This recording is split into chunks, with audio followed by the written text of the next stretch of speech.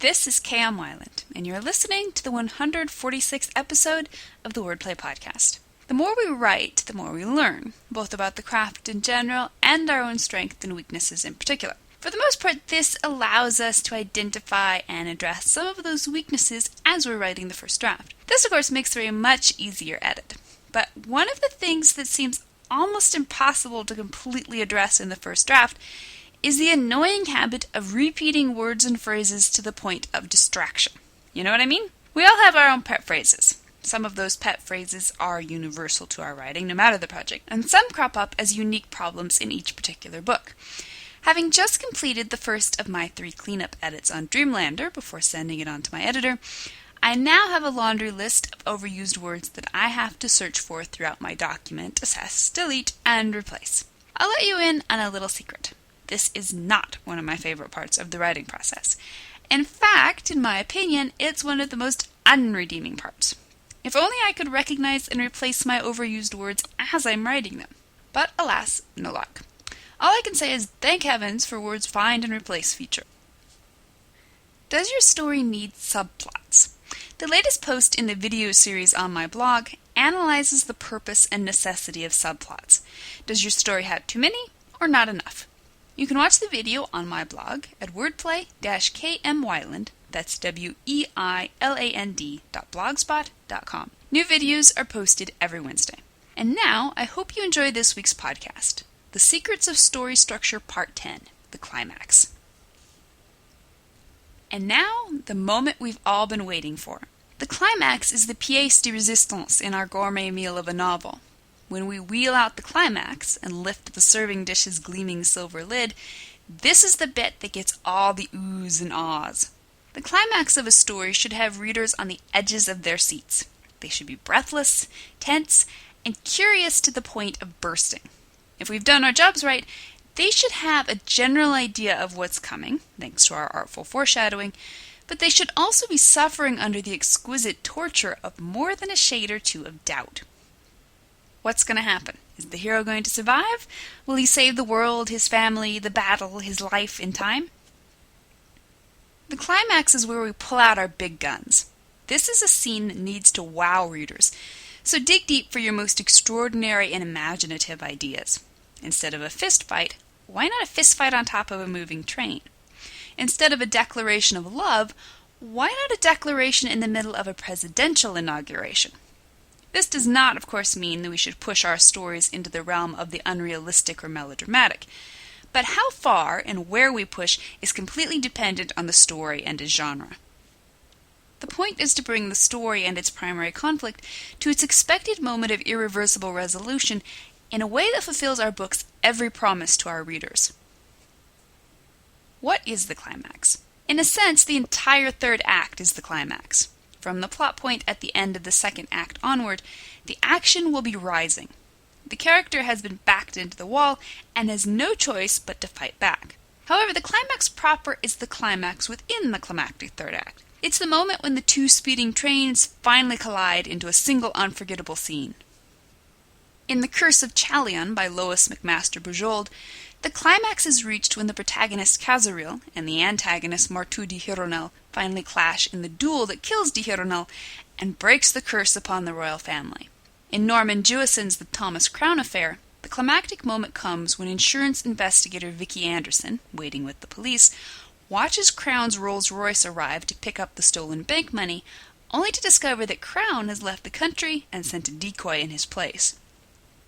In A Little Princess by Frances Hodgson Burnett, the climax revolves around Sarah's returning Mr. Carrisford's monkey and subsequently revealing herself to be the long-sought-after daughter of Carrisford's dead business partner. In some stories, the climax will involve a drawn-out physical battle. In others, the climax can be nothing more than a simple admission that changes everything for the protagonist. Almost always, it is a moment of revelation for the main character.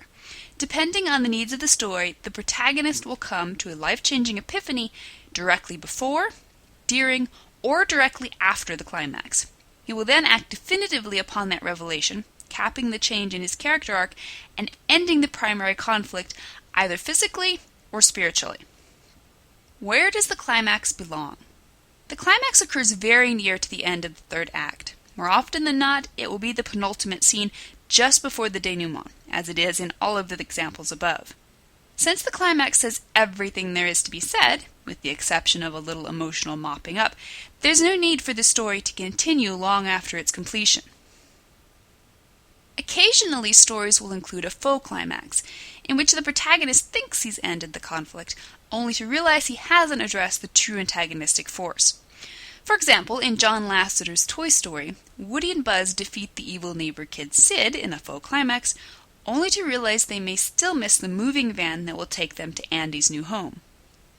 Faux climaxes do nothing to change the requirements of the actual climax. Lessons from film and literature. How do our chosen books and movies knock their climaxes out of the park? There's a reason all 4 of these stories are popular and memorable, and a large part of that reason comes down to their stellar fulfillment of all the necessities of a good climax. Let's take a look. Pride and Prejudice by Jane Austen, first published in 1813. As in most romantic stories, the climax of this classic novel is the moment in which the 2 leads finally come together, admit their love for each other, and resolve upon a long-term relationship. After Darcy's gallantry in patching up Lydia's elopement with Wickham, and his efforts to reunite Bingley and Jane, he and Lizzie are at last alone on a walk, during which they're able to put straight their former misconceptions, repent of their misconduct to one another, a personal turning point for each of them, and properly affiance themselves. It's a Wonderful Life, directed by Frank Capra, first released in 1947. In the moment after George's gift of seeing the world without himself in it, he runs back to the bridge and fervently prays, "I want to live again." This moment is both his personal revelation and a bit of a faux climax. It properly caps the unborn sequence, which follows a mini-plot and structure of its own, and leads to the true climax in which the town rallies to help George make up the lost $8,000 before he can be arrested. Ender's Game by Orson Scott Card, first published in 1977. After Ender and his team graduated from battle school, they entered a new series of what they all believed to be further tactical games, intended to train them for the day when they would finally face the Formics. Pushed to the limit of his physical and emotional endurance, Ender triggers the climax when he reaches the personal decision to break what he perceives as the rules. He loses his frustrated aggression on the game and completely destroys the enemy. Then comes the revelation that he wasn't playing a game at all, but rather commanding the faraway troops who were fighting the Formics in real time. Master and Commander, The Far Side of the World, directed by Peter Weir, first released in 2004. The final climactic battle between the Surprise and the Acheron takes up a lengthy section of the third act, but even lengthy climax sequences must rise to a single red-hot point. In this instance, the climax of the climax is the moment in which Jack enters the surgery to find the captain, his long-pursued enemy, dead. He takes the captain's sword from the surgeon and begins organizing the mopping up. Takeaway value. Each climax is unique since each one must bear out the needs and reflect the tone of its story. As we can see from just our few examples, the possibilities for the climactic moment are vast and go far beyond the simple good guy kills bad guy trope. However, they all have a few important factors in common. 1. The climax occurs very near the end of the book, usually only a scene or 2 away from the last page. 2. The climax is usually a part of a larger sequence of scenes that builds up to the important climactic moment. 3. The climax ends the primary conflict with the antagonistic force in a decisive way, whether the protagonist wins or loses. 4. The climax is the fulcrum around which turns the character arc. This moment is either the direct result of the protagonist's personal revelation or is the trigger that creates the character's epiphany. Many of the most powerful climaxes are those that create a 1-2 punch by coupling the revelation with the action that ends the conflict. First the character has his revelation, then he immediately acts upon it. 5. Your story may have 2 climaxes, in which a faux climax leads up to the climax proper, depending on how many layers of conflict you've created. Give yourself permission to cut loose with your climax. Have fun with it, and think outside the box. But make sure you've checked off all the important elements of structure, so you can give readers an experience that will forever cement your story in their memories. Thank you for listening to the Wordplay Podcast. To read a transcript of this episode, visit me on the web at wordplay-kmwyland, that's weiland.blogspot.com, and be sure to listen again next week.